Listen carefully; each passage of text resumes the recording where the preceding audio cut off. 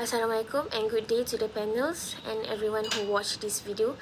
My name is Aufaidina binti Hassan, and today I will be presenting my final year project proposal, which is evaluation of occupational exposure to chemical hazardous to health, which we call CHTH. For inhalation and dermal pesticide risk among workers in Sekinchan paddy fields. So we start with what are the problems. Modern intensive rice farming relies heavily on chemical hazard toxic to health, specifically toxic pesticides. These chemicals present severe dual route exposure risk, both through inhalation and dermal direct contact to the workers. Currently, low safety awareness and extreme dermal discomfort caused by basic PPE can lead to a very poor safety compliance.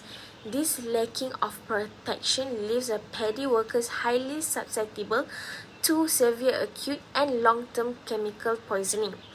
Next, the research gap, which standards international risk models completely fail to account for tropical environments. Sekinchan's extreme heat and intense humidity and also flooded wet rice field drastically increase chemical volatilization and accelerate skin absorption through the sweat and perspiration. Okay, we move on to the next slide. My research addresses three key questions and objectives. Question number 1, what are the concentration level of airborne CHTH during pesticide spraying?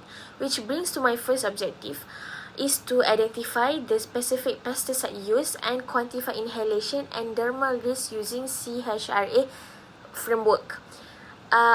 Next, the second question is how do tropical heat and humidity in Sekinchan influence these dual route pesticide absorption rates. And then my second objective is to analyze the exact relationship between occupational absorption mechanics and tropical climate factors. Now let's move on into the methodology that designed to execute this study. This research will utilize a cross-sectional research designed to capture a snapshot of exposure risk.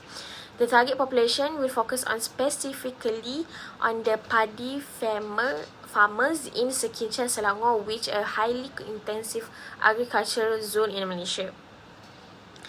We will use a field monitoring to capture a real-time airborne and environmental exposure data during actual chemical spraying.